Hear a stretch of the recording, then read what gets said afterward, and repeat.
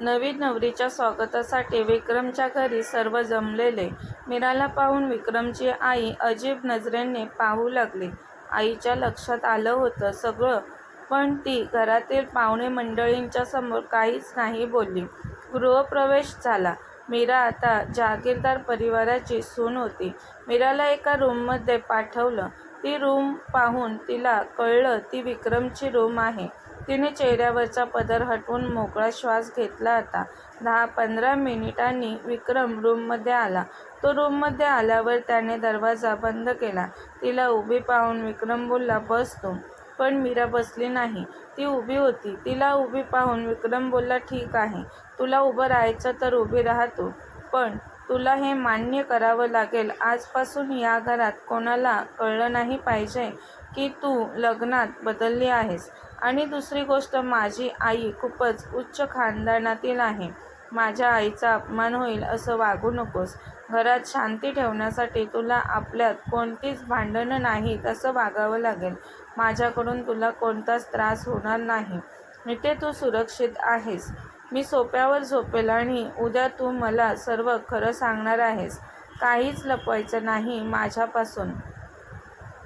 मीरा हिम्मत करून बोलली, "मी काही नाही सांगितलं तुम्हाला तर." काही क्षण विक्रम शांत झाला.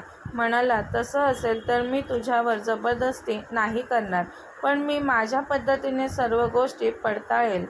मीराने मान खाली केली. तेव्हा त्याने हळू आवाजात म्हटलं, "मला तू सर बोलू शकतेस." त्याने कपाटातून एक ड्रेस काढला. मीराला दिला. "चेंज करून घे," तो बोलला. तिने हलकंसं त्याच्याकडे पाहून त्याच्या हातातून ड्रेस घेतला. विक्रम गॅलरीत जाऊन काही वेळ बाहेर पाहत उभा राहिला, जसं की मीराला तिथे कम्फर्टेबल होण्यासाठी वेळ देत आहे तो. मीरा बाथरूममध्ये गेली. कपडे चेंज केले. आरशात स्वतःला पाहिलं. कपाळावर लाल टिकली, गळ्यात मंगळसूत्र. रडून रडून डोळे सुजलेले. "मी अजूनही मीरा आहे की कोणाची पत्नी?" ती स्वतःलाच विचारत होती. पण तिचे उत्तर तिलाच मिळत नव्हतं. त्या रात्री ती स्वतःचं मुठगुळं करून झोपली, पण झोप येत नव्हती. मधूनच भीतीने सोफ्याकडे नजर जात होती तिची, जिथे विक्रम झोपलेला. विक्रमने मीराला तिच्या बहिणीच्या जागेवर स्वीकारलं होतं, पण त्याने मीराला स्पर्श नव्हता केला. रात्री उशिरा केव्हातरी तिला झोप लागली. सकाळी तिला जाग आली तेव्हा विक्रम रूममध्ये नव्हता, पण टेबलवर चहा ठेवलेला दिसला तिला.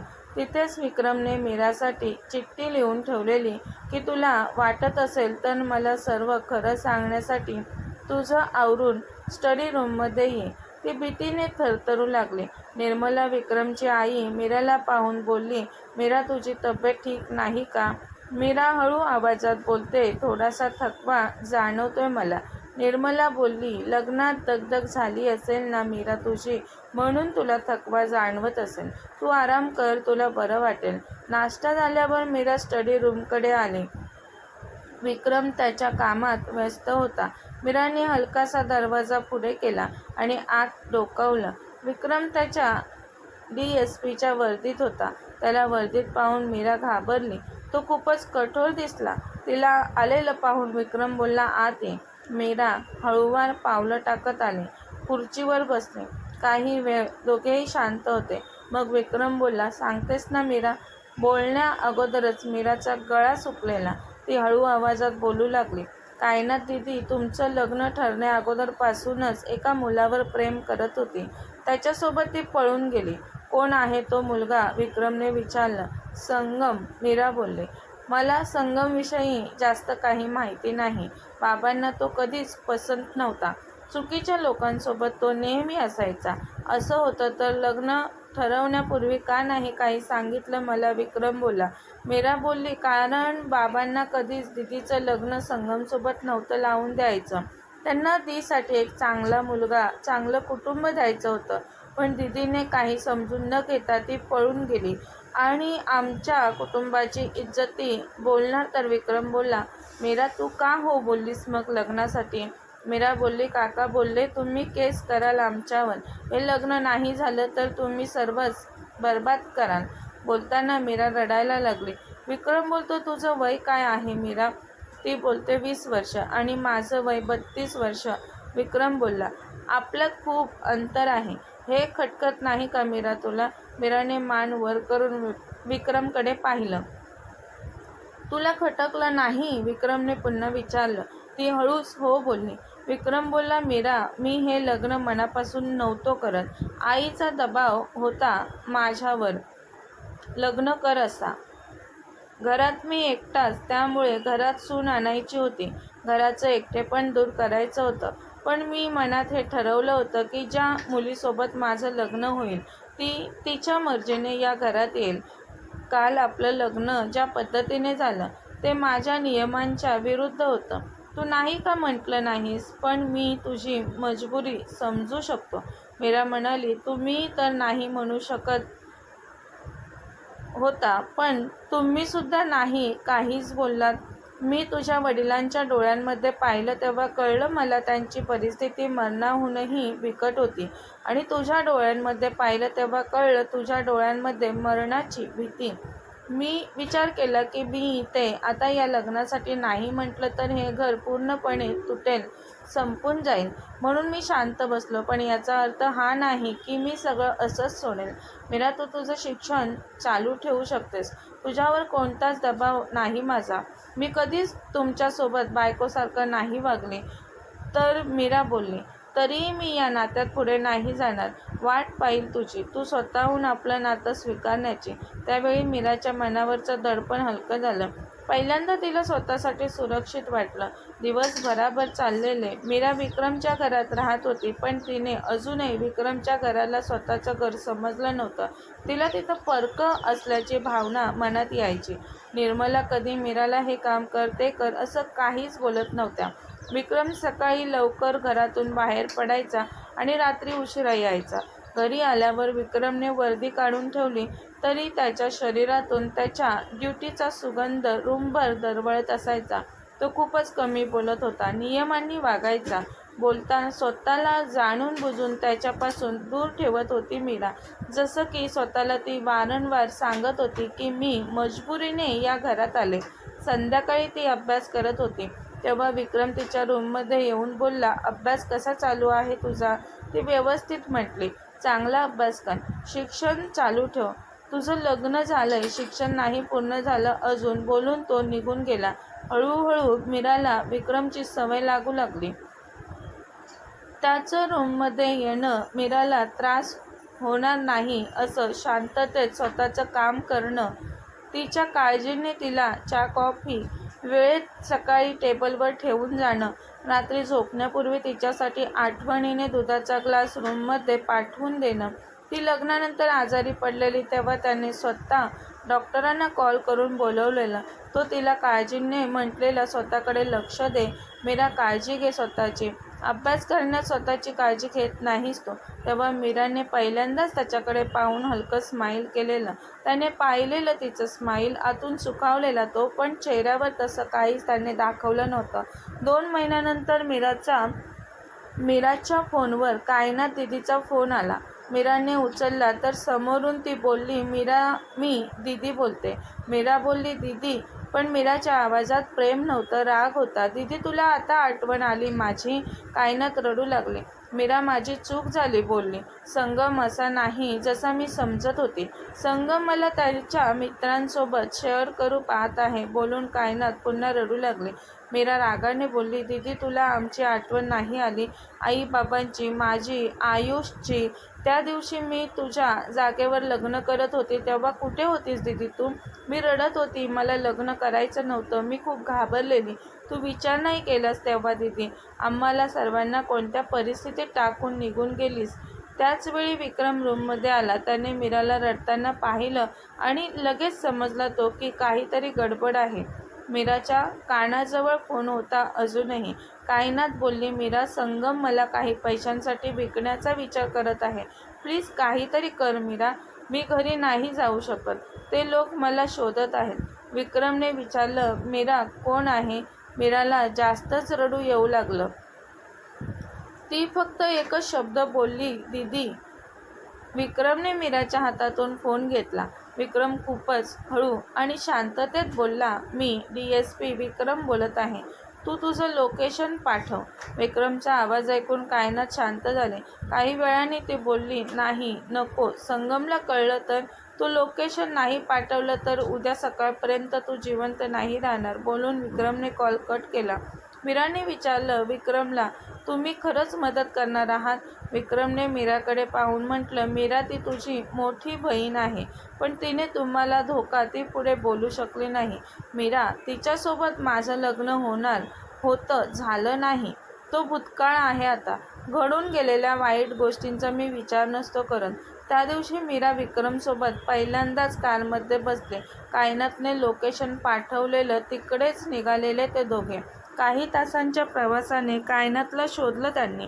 ती ओळखायला सुद्धा नाही आली मीराला. इतकी वाईट अवस्था केलेली संगमने तिचे.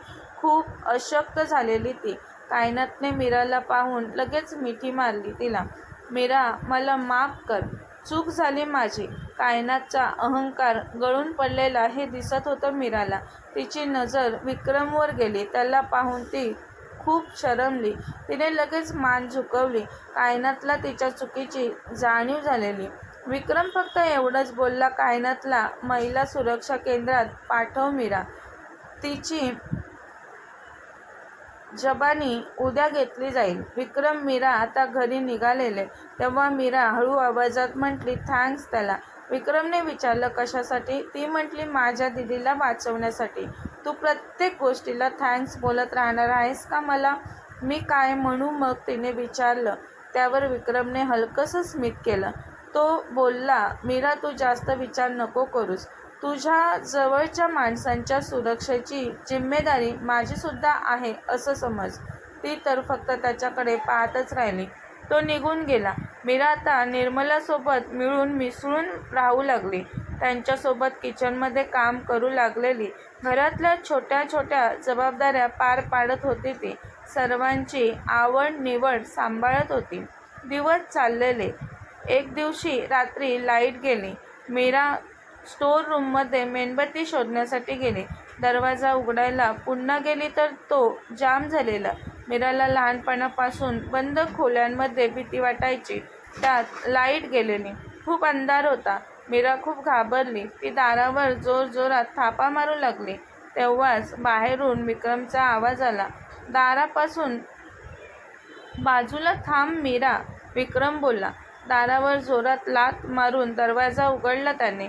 मीरा लगेच बाहेर पळत येऊ लागली. ती विक्रमला धडकली. घाबरलेली ती. तिने विक्रमचा शर्ट हातामध्ये घट्ट पकडला. मीराच्या डोक्यावर विक्रमने हात ठेवला. तो बोलला, शांत हो मीरा, घाबरू नकोस, मी इथेच आहे. ती स्वतःला सावरत त्याच्यापासून लगेच बाजूला झाली. मी ठीक आहे, ती बोलली. पण त्या रात्री विक्रमच्या विचाराने तिला झोप येत नव्हती. कायनात दिदीची जबानी घेतली गेली. विक्रमला समजलं की संगम एका गँगसाठी काम करत होता. मुलींना फसवून त्यांचा सौदा करायचा तो. मीराच्या आईबाबांना दिदीविषयी सर्व कळलं. विक्रमने कायनातला मदत केली हेही कळलं. बाबा विक्रमला भेटायला आले, पण ते विक्रमच्या नजरेला नजर मिळवत नव्हते. बाबा बोलले, मी तुमच्यासोबत खूप चुकीचा वागलो. बोलताना मान झुकलेली बाबांची. मीरा बाजूला उभी राहून हे सर्व पाहत होती. विक्रम बोलला, जे झालं ते बदलू शकत नाही आपण. इथून पुढे इमानदार राहा. बाबांचे डोळे पाण्याने भरले. बाबा बोलले, विक्रम, मीराला तुम्ही पुन्हा आमच्याकडे पाठवत असाल तरी ते आम्हाला स्वीकार आहे. हे ऐकून मीरा हादरलीच. विक्रम बोलला बाबांना, बाबा, मीरा कोणतीच वस्तू नाही की वाटलं तेव्हा स्वीकारली, वाटलं तेव्हा पाठवून दिली. इथे राहायचं की नाही हा निर्णय मी पूर्णपणे मीरावर सोपवतो. मीरा पाहतच राहिली विक्रमकडे. विक्रमने मीरासाठी तिच्या बाबांना असं म्हटलेलं. बाबा जाताना मीराला बोलले, मीरा, तुला इथे नसेल राहायचं तर आपल्या घरी चल. मीरा बोलली, बाबा, मी पळून थोडीच आले विक्रमसोबत. लग्न लावलं ना बाबा तुम्हीच माझं आणि विक्रमचं. आता तुम्ही असे का बोलत आहात? मी नाही येणार माहेरी. आज मीरा परेशान होती खूप. चेहरा नाराज दिसत होता तिचा. ते पाहून विक्रमने तिला विचारलं, मीरा, काय झालं? मीरा म्हटली, मी तुमच्यापेक्षा वयाने लहान आहे. या गोष्टीचा तुम्हाला त्रास नाही का होत? खरं ऐकायचं आहे तुला मीरा? खूप त्रास होतो मला, कारण कधी कधी वाटतं तुझं वय असं आहे की मित्रमैत्रिणींसोबत हसण्याचं, अभ्यास करण्याचं, मौज मजा करण्याचं, आणि याच वयात मी तुला अशा जीवनात घेऊन आलो आहे जिथे सर्वच गंभीर आहे. माझे दुश्मन आहेत, घराची जबाबदारी आहे, माझ्या आणि तुझ्यात वयाचं अंतर आहे. मीरा बोलली, पण आपलं नातं मला मजबुरी वाटत नसेल तर? तसं विक्रमने लगेच मीराकडे दचकून पाहिलं. ती असं बोलल्यावर विक्रमच्या चेहऱ्यावरचे बदललेले भाव मीराने पाहिलेत. विक्रम बोलला, असं असेल तर त्या क्षणापासून मी तुझा पत्नी म्हणून स्वीकार करेन. विक्रमच्या तोंडून हे ऐकून मीराचे गाल लाल झाले. विक्रम बोलला, मीरा, तुझ्या दडपणाखाली आहेस ते दडपण, ते ओझं मी तुला आणखी झेलायला नाही लावणार. तुझी काही चूक नसताना तू हे सर्व सहन करत आहेस ते कळतंय मला. तू स्वतःला दोष देऊ नकोस. मीरा बोलली, मी तुम्हाला पसंत करू लागले. मला कळत नाही हे बरोबर आहे की नाही ते, कारण मी तुमची आवडीची, पसंतीची नाही. तुमच्यापेक्षा वयाने लहान आहे. पण हे खरं आहे की मी तुमच्यावर प्रेम करू लागले. माझं प्रेम निर्मळ आहे. विक्रमने मीराला जवळ घेतलं. तिच्या गालावर ओघळलेले अश्रू त्याने पुसले. मीरा, मी सुद्धा तुला पसंत करू लागलोय. मान्य आहे मला तू माझी पसंत नव्हतीस, पण आपल्या एकमेकांच्या सहवासाने, सवयीने मीरा, मी तुझ्यावर खूप जास्त प्रेम करू लागलोय. अगदी स्वतःपेक्षा जास्त. मीराच्या मनावरचं दडपण हलकं झालं. ती आनंदाने हसली आणि लगेच स्वतःहून विक्रमच्या मिठीत शिरली. विक्रम तिला घट्ट मिठी मारतो. तिच्या डोक्यावर तो ओठ टेकवतो. यापुढे दोघांचा प्रेममय प्रवास चालू होतो आणि त्यांचा सुखाचा संसार सुरू होतो. कथा समाप्त. अशाच नवनवीन कथा ऐकण्यासाठी चॅनलला सबस्क्राईब करा. कथा आवडल्यास लाईक, शेअर आणि कमेंट करायला विसरू नका. धन्यवाद.